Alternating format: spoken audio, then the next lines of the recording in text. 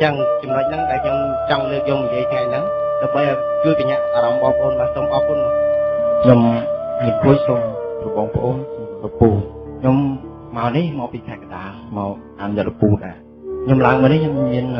ở dưới bò pi chấm mất thì muối chặt tông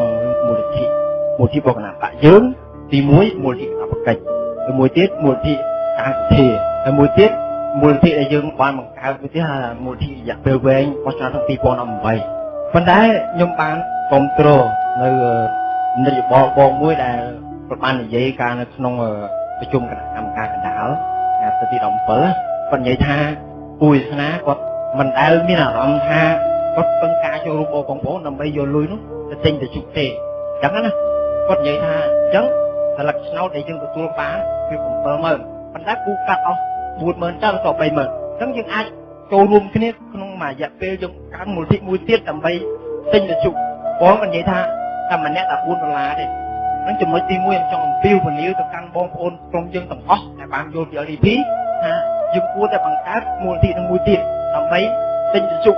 mà nè buôn lá con côn á buôn là buôn đồng bay mới khơi mà con khơi trắng viên sườn mà nó pu chẳng đó pu dân tăng hay dân tao còn chối cua miền ấy đi miền là luôn cột lẹ bóng sập ba giang còn tôi quên đi cua nó sập ba giang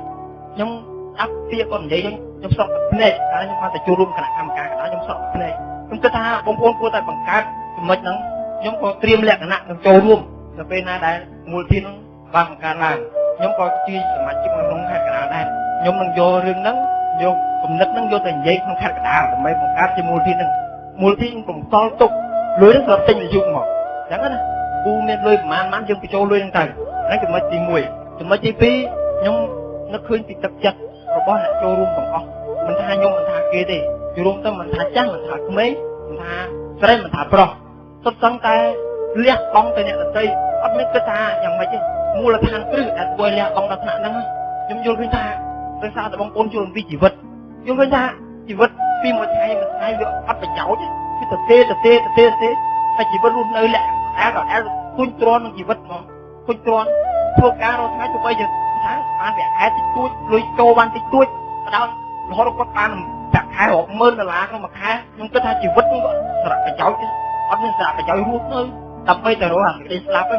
bờ xa bông ôn ở đây vô đòn cũng rất nâng khôn tròn ai chọn chỉ vật đó sẵn nâng chẳng ai chỉ nên cá trâu ruộng ra bông nên kết là rương hạt bông chẳng mấy chứ chẳng vài chất á người bên này khơi nhờ nè là tây ban cái sông khơi nè là tây miên tức này hố là em làm và cái là sao đấy mình luộc con mình lại ăn sẵn ra là chất để ăn vô kiểu đi phía đấy nhưng gì cái chất nó không nè tây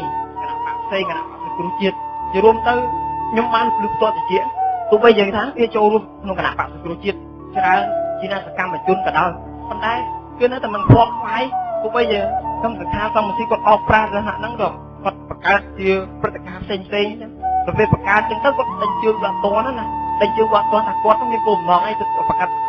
chân chạy đám nhất đó bắt chúa rồi về tôi có đánh chưa là tôi có thành chưa không về một đoàn nó thắng hạ đạn nhổ vai rồi kết ấp đi chặt đọc luôn này hát cái tha cuộc ba con anh còn ai từ tôi vô ba còn ai về nhảy bán á chắc từ tôi này nè rồi chắc sầm ở đi phi tầm cô bây giờ tiếp là ngôn khai dùng máy chanh bao cây dùng máy còn nó cứ thấy anh còn là ngôn chẳng gì anh ấy còn mình anh biết thoát thì cá bao pra bao cây chẳng nên là ngôn mà cho là thôi chẳng miên tại cá bằng tu cô ba bọc luôn này tới bằng anh rô play chanh ba trong ranh trong vậy là càng con chung thêm chân tha bị chia bớt con là hem ra mà bọc nhom ơi hả vào sân chia nè mình ai hem ra cô ba bọc luôn này nè là chanh bao cây mà cho mà chỉ vứt to cô to trai không phải chọc cho nó lòng trong tay của nó thì phải thong trong con rút đo dục ru khắp người na thì con rút đo mùi từng đừng dùi tuần thật có đời bàn dùi màu này đi con ôn phải cho ngó lại hai chẳng mấy trong rút quạt tru ca bật quạt mà ôm trong đi cái ca của rút cái ca vô cầm bọc nhóm tôi tha tăng thì ca quạt máu trong tôi vui chắc vinh qua nó ha nước khơi cao tao đôi ta vừa học luôn nè ní phanh hà này dùng cả thì thải bốn cho ban từ nạc cả thống trong gì đó còn chậm chụp lại thì nóng luôn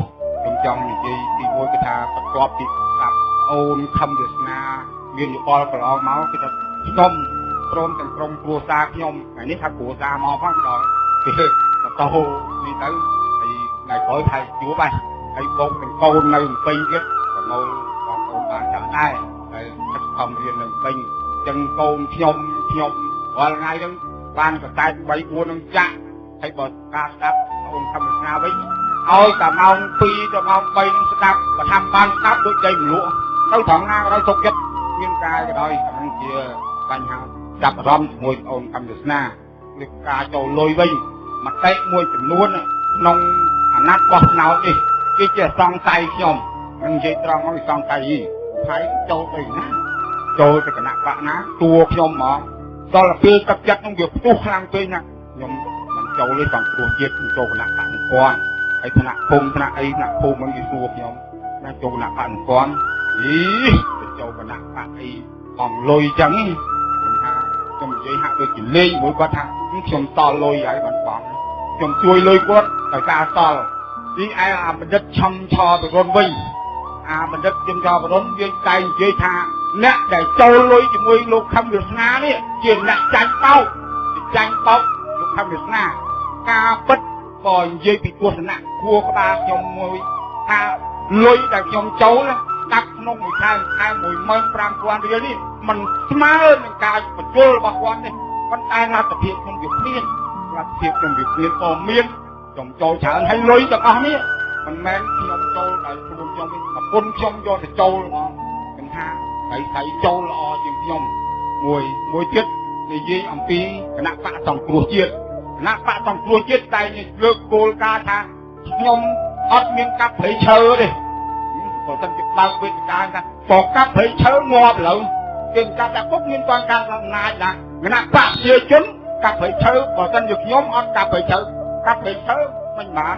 មិនជាប់មុខឃើញទេដល់ប្រជាពលរដ្ឋគឺសូថាគ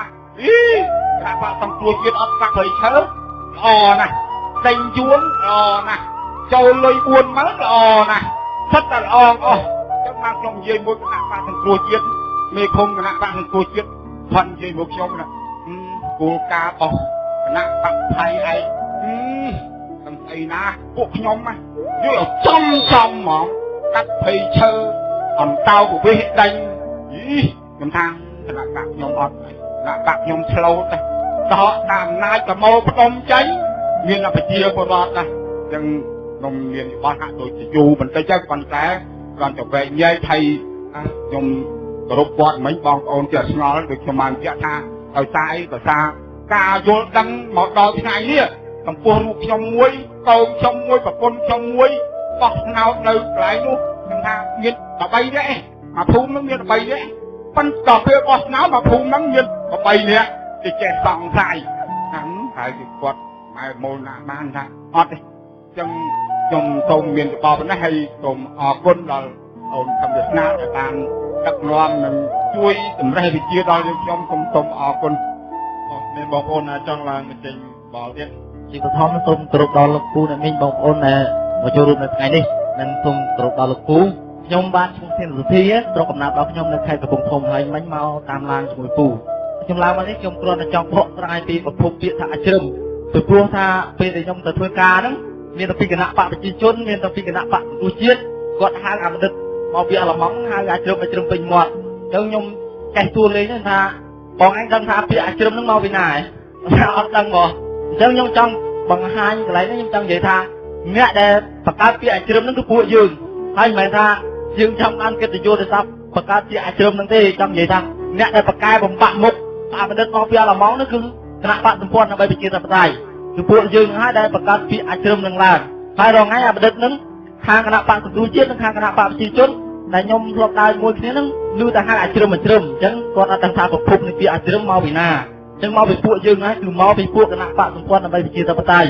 បាទនឹងមួយទៀតខ្ញុំចង់សួរលោកពូឲ្យលោកពូជួយឆ្លើយឲ្យពួកយើងអំពីប្រព័ន្ធផ្សព្វផ្សាយព្រោះអ្នកខ្លះឮមកប្រាប់ខ្ញុំលៀងថា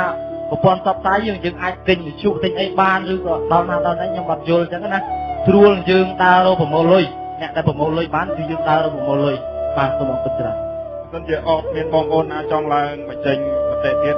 សូមជួននីតិដល់លោកវិក្កាមិនដើម្បីឆ្លើយចំណាប់អារម្មណ៍នៅនីតិចុងក្រោយ Trongគ្រប់បងប្អូនសាជាថ្ងៃម្ដងទៀតបើសិនមិញខ្ញុំបាននិយាយខ្លះហើយអំពីរឿងអនត្តាប៉ុន្តែខ្ញុំនៅតែមានអារម្មណ៍ចង់និយាយម្ដងទៀតពីព្រោះធម៌មួយនេះគឺជាធម៌សំខាន់ណាស់ដែលមនុស្សទាំងអស់គ្នាខ្ញុំយល់ថាគួរតែដឹងពីព្រោះបញ្ហាទាំងអស់គឺកើតមានមុនគេបំផុតដោយផ្ដើមចេញអំពីអញបើអ្នកគ្មានអញទេអ្នកនឹងគ្មានបញ្ហាអ្វីទាំងអស់ពីព្រោះតែអ្នកមានអញនេះហើយទើបអ្នកចង់កើតទៅឋានសួគ៌ទើបអ្នកចង់មានរូបសម្ផស្សស្អាតនៅជាតិក្រោយទើបអ្នកចង់មានបាននៅជាតិក្រោយហើយអ្នកមានការភ័យព្រួយខ្លាចធ្លាក់នរកអញគឺជាប្រភពនៃចំណងទាំងឡាយដូច្នេះព្រះសម្មាសម្ពុទ្ធលោកនាំយើងមកសិក្សាអំពីអញជាមុនសិនកុំអាលគិតពីរឿងថាតើជាតិមុខជាតិក្រោយមាននរកឬមានឋានសួគ៌ប៉ុន្តែគួរតែសិក្សាថាតើអញជាអ្វីជាមុនសិននេះគឺជាមេរៀនកំពូលរបស់ព្រះសម្មាសម្ពុទ្ធព្រះព្រំគ្រូនៃយើងដែលជាបុគ្គលត្រាស់ដឹងព្រះអង្គផ្ដល់មេរៀនពីរថ្នាក់គេហៅថាមេរៀនបរិយានិងមេរៀនបដិបត្តិទី1គឺសិក្សាទៅលើកម្មវត្ថុគឺខ្លួនយើងពីក្បាលរហូតដល់ចុងជើងថ្នាក់យល់គេហៅថាចិន្តាមយបញ្ញាហើយនឹងមួយទៀតថ្នាក់វិបស្សនាគេហៅថាភាវនាមយបញ្ញាព្រះសម្មាសម្ពុទ្ធនាំយើងមកសិក្សាអំពីខ្លួនយើងពេលណាយើងសិក្សាខ្លួនយើងល្អិតល្អន់យើងនឹងយល់ច្បាស់អំពីលោកខាងក្រៅអញ្ចឹងបានគេនិយាយថាកាលណាអ្នកស្គាល់លោកខាងក្នុងអ្នកនឹងស្គាល់លោកខាងក្រៅពេលសិក្សាធម៌គេថាម៉េចទេគេថាធម៌នៅក្នុងកាយបាយនៅក្នុងស្នាបើសិក្សាពីធម៌គឺត្រូវតែសិក្សាអំពីក្នុងកាយរបស់យើងតើយើងជាអ្វីយើងនេះតែខ្លាចលក្ខណៈនេះដែលចង់ឡើងឋានសួគ៌នេះយើងជាអ្វីអារឿងហ្នឹងសំខាន់ណាស់បងប្អូនពេលណាបងប្អូនបែកគ្នាយល់អំពីរឿងអញជាអ្នកណាចង់អលិញអារឿងឋានសួគ៌ឋាននរកហ្នឹងហើយកុំអាណាមកបោកយកលុយជួយមិនបានទេបើអញចង់ជួយពីណាគឺច្បាស់លាស់ថាវាត្រូវតែជួយដូចយើងជួយបងជួយប្អូនអញ្ចឹងបើថាឃើញក្មួយឃើញប្អូនក៏អត់ផ្ទះនៅបើថាចង់ជួយឲ្យវាមានផ្ទះនៅជួយឲ្យវាមានមុខរបររកស៊ីយកថាលុយនឹងគេយកទៅធ្វើអីច្បាស់លាស់អញ្ចឹងគេហៅថាសទ្ធាជួយដោយមានសទ្ធាជ្រះថ្លាចំណែកជួយក្នុងពិធីសាសនាសប្តាហ៍គេប្រាប់ទៅយាយតាគាត់ជឿមិនមែនសទ្ធាទេប៉ុន្តែគេនិយាយថាលោកយាយចូលតាមសទ្ធាមិនមែនទេចូលតាមកម្លាំងនៃការជឿដែលកើតមកពីការបឡោមរបស់ពួកអ្នកសាសនារឿងសាសនានេះមនុស្សល្ងងជឿថារឿងហ្នឹងវាអញ្ចឹងមែនចំណែកមនុស្សស្លាប់សិក្សាដោយព្រះសម្មាសម្ពុទ្ធអីលោកដឹងច្បាស់ថារឿងហ្នឹងជារឿងបោកប្រាស់ទេដល់ពេលអ្នកគ្រប់គ្រងសាសនាគេដឹងច្បាស់ថារឿងហ្នឹងជារឿងរស់ស៊ីគេដឹងថាហ្នឹងជាមុខរបររស់ស៊ីរបស់គេដល់ពេលមនុស្សល្ងងវាជឿថាហ្នឹងមែនតើអាហ្នឹងពិតដល់ពេលអ្នកគ្រប់គ្រងសាសនាវិញមិនដឹងច្បាស់ហ្មងថារឿងហ្នឹងជារឿងមុខរបររស់ស៊ីរបស់គេទេថាឯងអ្នកយល់នេះបែកដើមទ្រូងស្លាប់ទៅបញ្យល់អ្នកដែលត្រូវបានគេបោកជួនកាលនិយាយយើងទៀតព្រះសម្មាសម្ពុទ្ធមើលបបនិស័យសត្វដឹងលោកទៅចំហ្មងអត់មានបបនិស័យស្អែកទៅតាពុកក្មេងខ្លួនឯងទៅផងព្រោះលោកមានញាណពិសេសអាចប្រមាលមើលសត្វដែលមានឧបនិស្ស័យអាចប្រោសបានលោកទៅចំណែកយើងវិញក៏មិនដឹងហើយវាមិនដឹងទៀតទៅបាត់អ្នកខ្លះយើងចង់ជួយគេពីគេប៉ុន្តែសំខាន់ត្រង់ក្នុងចិត្តរបស់យើងគឺច្បាស់ថាយើងមិនចង់បានអីពីអ្នកឯងទេអ្នកឯងជេរជារឿងរបស់អ្នកឯងតែអ្នកឯងធ្វើរឿងហ្នឹងចំពោះអ្នកមានគុណតែគេបានតែជួយអ្នកឯងតែសម្រាប់ខ្ញុំអត់ខុសទេខ្ញុំច្បាស់ថាខ្ញុំអត់ខុសទេខ្ញុំអត់ចង់បានអីពីអ្នកឯងខ្ញុំឃើញអ្នកឯងចាច់បោកគេទៅមែនអត់ចង់បានអីពីអ្នកឯងទេខ្ញុំស៊ីបាយផ្ទះខ្ញុំហើយខ្ញុំហ៊ានឲ្យគេជេរខ្ញុំក៏ជេរទៅដើម្បីឲ្យតែអ្នកឯងបានយល់អ្នកឯងក៏មើលសកម្មភាពតាមកាយរបស់ខ្ញុំអ្នកឯងមើលដួងចិត្តរបស់ខ្ញុំបើអ្នកឯងជាមនុស្សជ្រៅពេលនោះអ្នកឯងស្រឡាញ់ខ្ញុំហ្មង